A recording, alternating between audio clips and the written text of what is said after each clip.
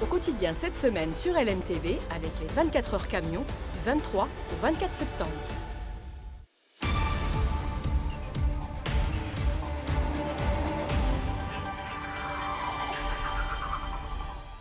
Bonjour, nous sommes le jeudi 21 septembre. Merci de nous rejoindre dans Au quotidien. Bonjour Laure. Bonsoir Enzo, bonsoir à tous. Ce soir, nous recevons un invité et ce pour toute la quotidienne. Oui, parce que des fois parler d'un livre en moins de 5 minutes, c'est un peu compliqué. Donc on a décidé d'inviter pendant plus de 5 minutes Rémi Gillet, qui est président de l'association Environnement Nord-Sarthe depuis 30 ans et auteur donc de ce livre, L'environnement est tout entier une ZAD. Vous le verrez. Et puis vous pouvez proposer vos questions sur le militantisme environnemental justement par écrit sur WhatsApp au 0670 672 792. On en parle dans un instant, tout de suite, place à l'actu.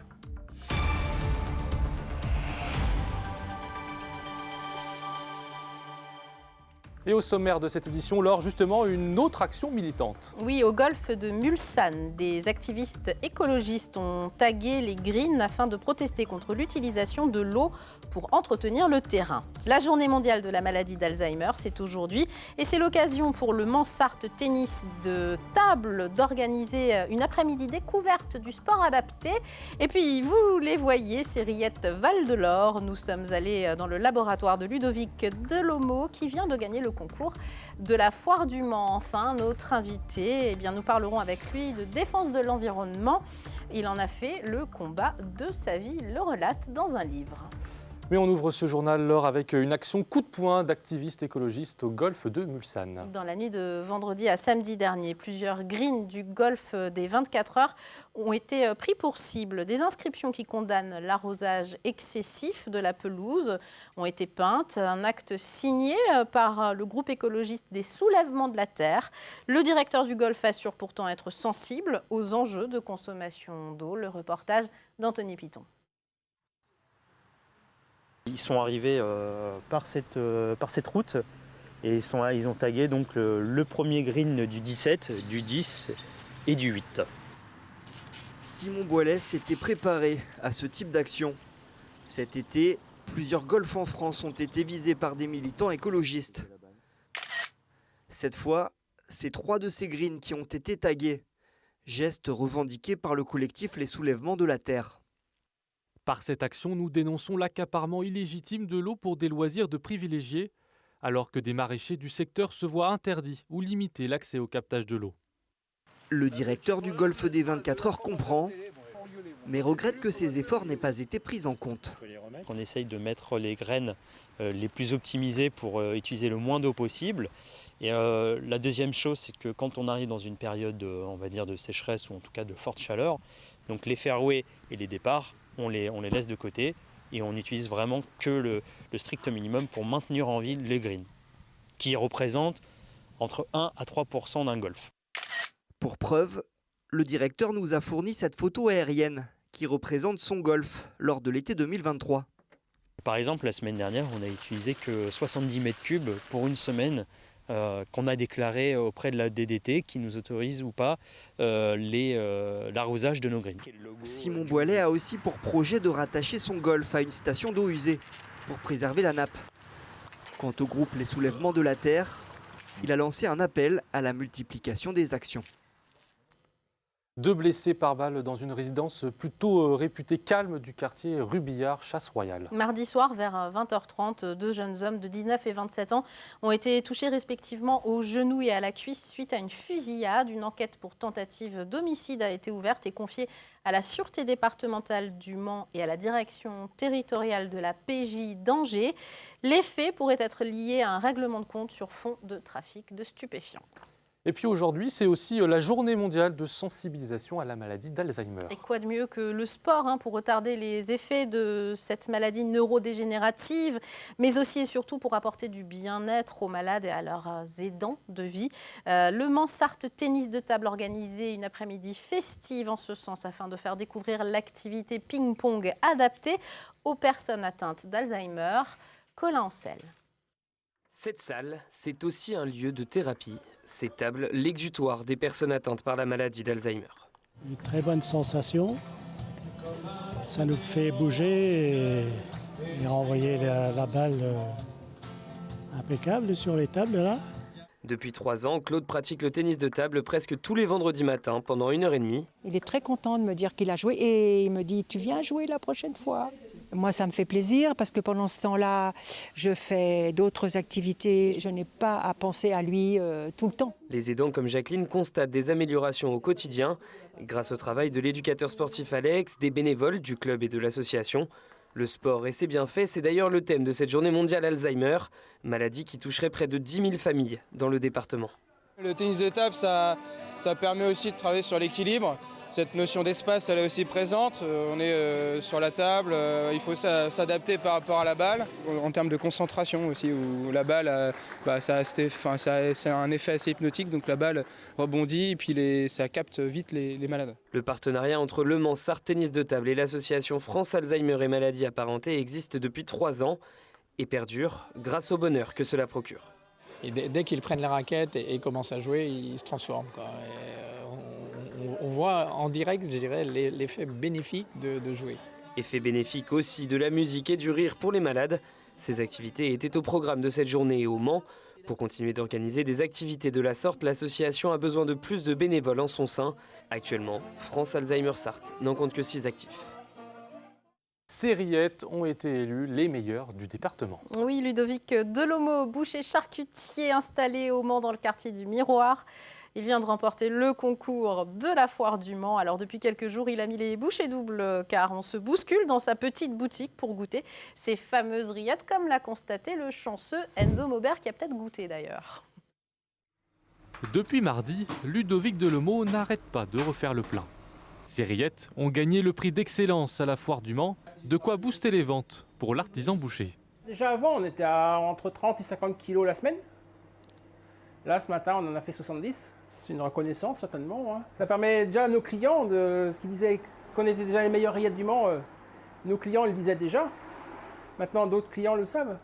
Et des nouveaux clients, il y en a déjà beaucoup dans sa boutique avenue Henri Lefebvre au Mans. Au revoir, monsieur. Au revoir. Là, je suis venu chercher un pot de rillettes puisqu'il avait eu le prix d'excellence. Donc j'ai l'habitude de toujours suivre les concours et de regarder ceux qui font les meilleures rillettes. Et je me fais mon jugement après moi-même. Mais je ne doute pas que là, elles doivent être bonnes.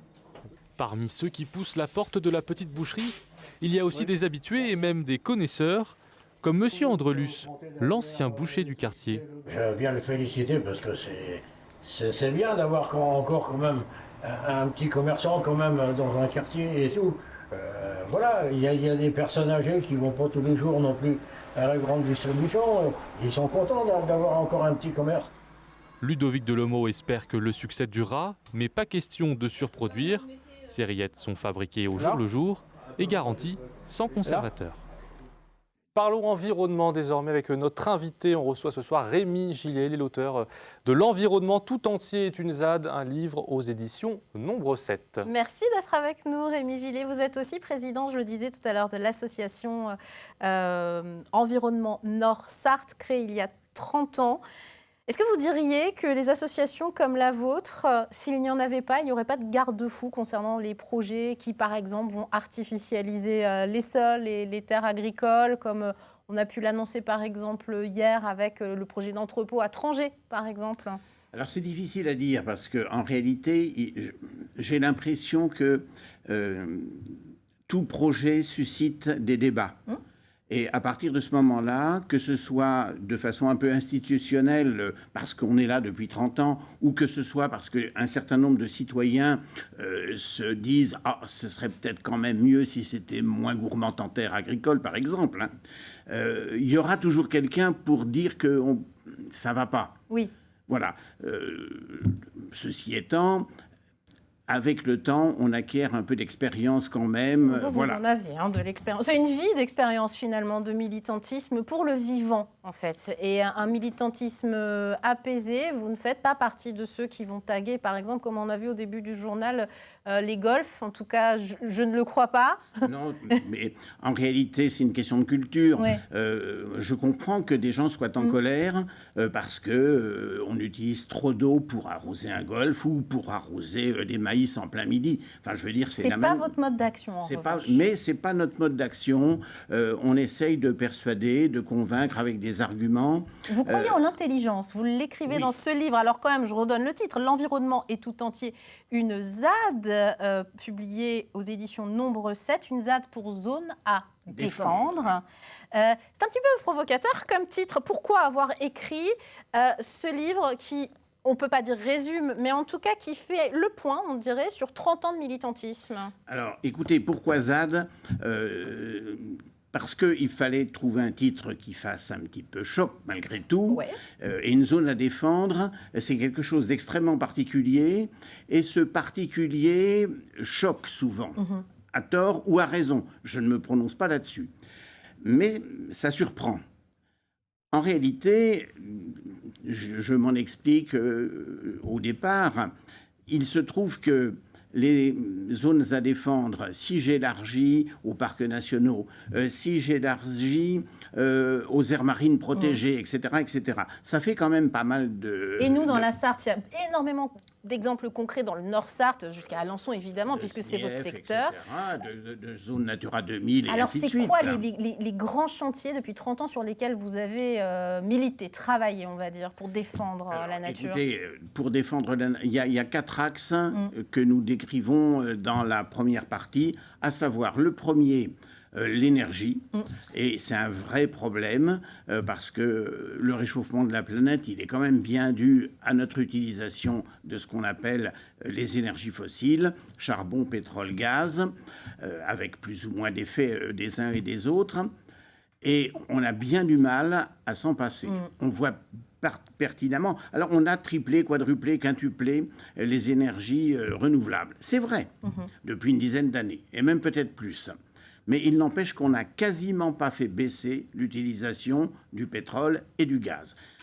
Le charbon, on en utilise encore un peu, très peu, soyons honnêtes, mais quand même. Autre axe, les atteintes à la nature, ça veut dire quoi? Alors, ça, c'est pour la biodiversité. Le vivant, finalement. Le vivant, voilà. Le vivant, il se trouve que, pour des raisons agronomiques, mais pas seulement, on utilise énormément de ce qu'on appelle, enfin, ce que nous appelons des pesticides. Et il faut bien avouer que des efforts sont faits. Il y a un plan phyto 1, 2, 3. Et d'ailleurs, vous notez les efforts dans ce livre. Il y a aussi des bonnes nouvelles, des bonnes évolutions, notamment sur les nitrates présents dans les eaux que vous avez pu faire analyser dans votre secteur. On a fait des relevés pendant une quinzaine d'années et ces relevés ont montré que les nitrates avaient effectivement baissé. Il y a plusieurs raisons qui font que les nitrates ont baissé. On ne peut pas rentrer dans le détail, mais objectivement, ça va mieux que ça n'allait pour notre secteur, entendons-nous. La pollution des eaux, troisième axe, et puis la production de déchets. Alors, et ça, c'est un sujet qui concerne tout un chacun. Un gros sujet qui concerne tout un chacun. Et c'est très difficile, ça a été très difficile de mettre en place une production de déchets efficace. En réalité, nous disons une chose très précise, c'est que, en fait, c'est supprimer des déchets à la source qui serait sans doute la meilleure solution. Par exemple, en réactivant la bouteille consignée, des choses comme ça, qui a été supprimée dans les années 80, si j'ai bon souvenir. Une vision pour le Kidam, tout un chacun, mais aussi une vision beaucoup plus globale, et on en parlera dans notre deuxième partie, Enzo. Exactement, Laure, on revient tout de suite avec notre invité pour parler de ce livre, juste après la page de pub et la météo. À tout de suite.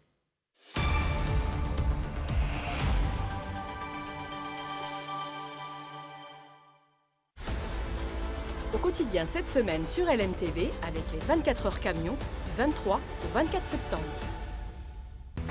Votre programme avec la charcuterie Côme, engagé avec 40 éleveurs indépendants dans le développement du territoire.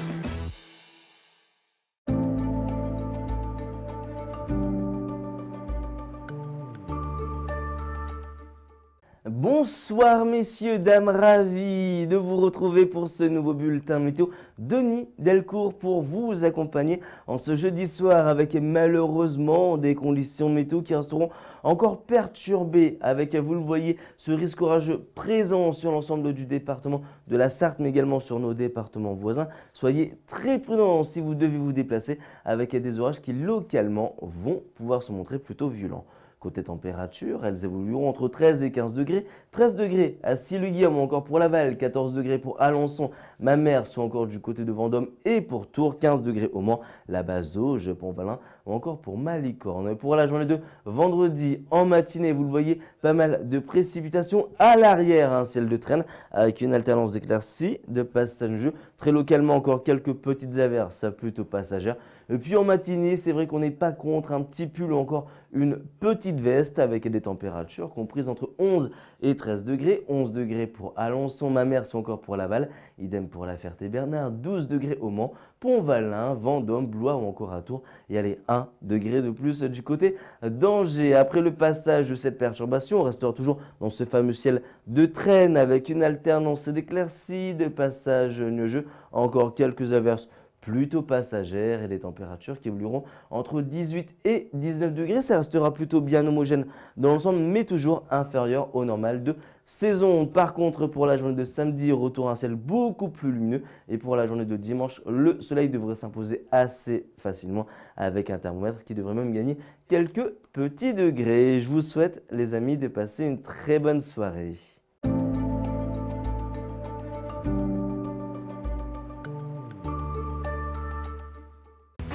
Votre programme avec la charcuterie Com, engagé avec 40 éleveurs indépendants dans le développement du territoire. Au quotidien cette semaine sur LNTV avec les 24 heures camions du 23 au 24 septembre.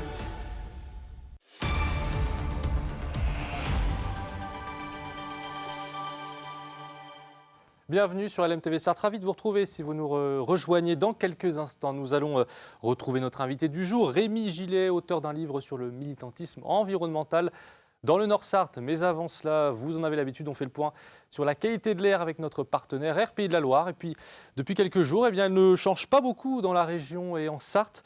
La qualité restera moyenne ce vendredi. Voilà, c'est à vous Laure. Rémi Gillet est toujours avec nous pour ce livre L'environnement est tout entier une ZAD aux éditions Nombre 7. Rémi Gillet, je le disais, c'est une vie de militantisme dans le Nord-Sarthe, secteur d'Alençon, même chez nos voisins de l'Orne, oui. Absolument. En 30 ans de présidence de cette association Environnement Nord-Sarthe, quels sont les dossiers finalement qui ont été les plus compliqués à gérer pour vous, à traiter ? Alors, il y a deux sortes de complications. La première que je citerai, c'est la complication dans le temps. Je citerai celui de Saint-Paterne. Il y avait une zone humide qu'un promoteur voulait absolument équiper. Et équiper d'un commerce, équiper d'un truc de jeu, enfin, etc. Je passe les détails. On a bataillé pendant des années quand même contre ce projet qui était retoqué une fois, qui a été retoqué 2 fois, il revenait à la charge, etc. Et c'est vrai que c'est lassant parce que on savait que c'était un projet qui ne tenait pas la route par rapport à une zone inondable et malgré tout, on continuait à essayer de le porter. Et puis, ça s'est quand même heureusement terminé. De guerre lasse, finalement. De guerre, en faisant intervenir des élus locaux, oui. Des élus régionaux, etc. Donc, l'action d'Environnement Nord-Sarthe a été relayée en quelque sorte, malgré tout, il faut bien le souligner, par des élus qui ont compris que oui, ça, c'était pas acceptable. Oui, vous n'êtes pas forcément le poil à gratter pour être le poil à gratter. Il y a vraiment la construction. Et vous me disiez hors antenne que vous avez passé probablement pas mal de soirées à lire des dossiers administratifs épais comme ça, de 500 pages parfois, pour comprendre les tenants et les aboutissants de certains dossiers. Oui. Et plus ça va dans le temps, plus on avance dans le temps, plus les dossiers sont complexes. Ça, c'est quelque chose qui vous agace un peu. C'est une chose qui m'agace parce que moi, je travaille sur des dossiers depuis plus de 30 ans même. Et pour donner un exemple, un PLUI, un PLU, il y a 20 ans, c'était quelque chose d'assez facile à aborder. C'est devenu de plus en plus lourd, de plus en plus complexe, de plus en plus redondant. C'est-à-dire qu'on vous dit 3 fois la même chose, ce dont on n'a pas besoin. Est-ce qu'il y a moins de transparence aussi dans ces documents par rapport à avant ou pas ? Alors, je ne sais pas s'il y a moins de transparence, mais ça donne cette impression. Alors, pour la raison que il y a tellement de documents, si vous voulez, qui s'accumulent, qu'on finit par se perdre dans cette se masse. perdre dans la masse des documents qui sont proposés.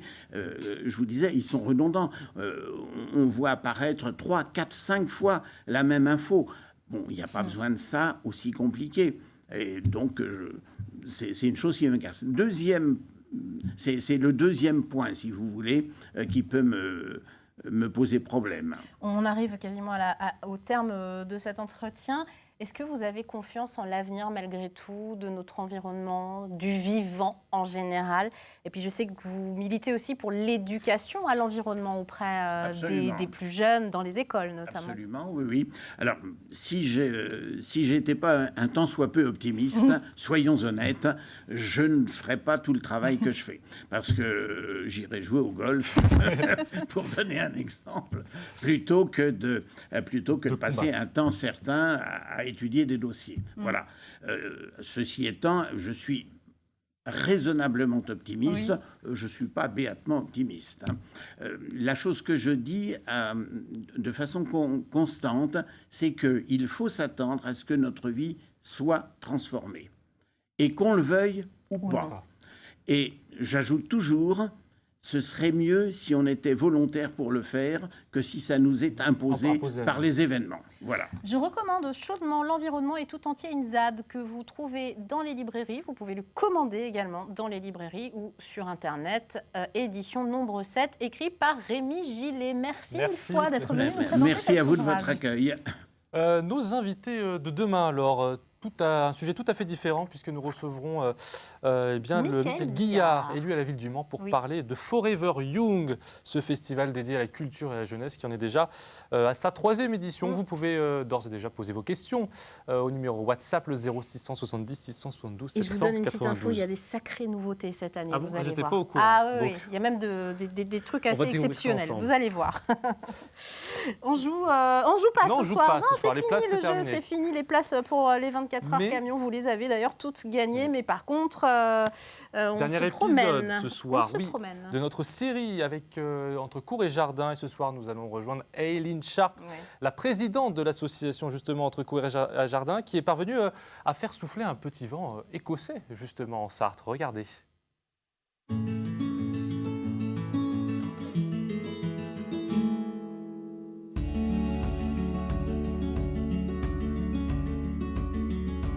La première fois quand je suis venue visiter la maison, je suis sortie de la tourelle et je me suis dit « Oh, quel endroit magnifique !» C'est un oase de calme, de lumière, on a même un peu de soleil l'après-midi. Le jardin consiste à 90% de plantes en pot.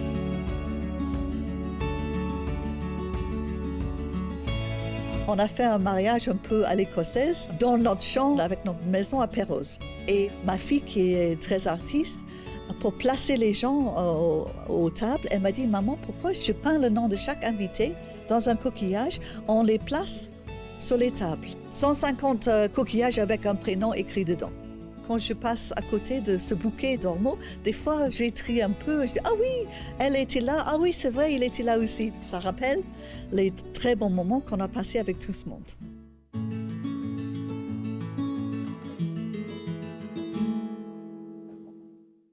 Voilà, entre cours et jardin, c'est ce week-end. N'hésitez pas à y aller. Les hortensias qu'elle a dans son jardin. Ils sont très beaux. Oh, magnifique. Et n'hésitez pas à y aller, justement. C'est l'occasion de découvrir de très beaux jardins privés et des lieux aussi souvent exceptionnels, fermés au public. Un mot à présent d'une nouvelle émission que vous enregistrez demain, Laure. Et nos téléspectateurs peuvent envoyer leurs questions jusqu'à vendredi midi sur le thème de la santé. Oui, c'est une nouvelle émission que j'enregistre dans les conditions du direct demain. Ça s'appelle le débat sartois, avec pour thème, donc vous l'avez dit, ce mois-ci, la Sarthe, désert médical, quelles solutions pour améliorer la situation? Vous pourrez découvrir cette émission le samedi 30 septembre de 19h à 19h30. N'hésitez pas à poser vos questions aux médecins notamment qui seront sur ce plateau et qui vont débattre des solutions. Ils ne sont pas toujours d'accord qu'on peut apporter pour faire venir les médecins en Sarthe. Ici, en pourquoi Sarthe, pas on sait qu'on a des difficultés pour les faire venir. Ce sera donc le samedi 30 septembre de 19h. Et vous avez jusqu'à demain pour poser vos questions parce qu'on enregistre demain. Laure. Voilà. Merci Laure pour ce journal. Et puis merci à vous de nous avoir suivis tout de suite. C'est Culturel avec Chloé Bergera sur LMTV, puis à 20h. votre émission What's In. Bonne soirée et à demain. Salut.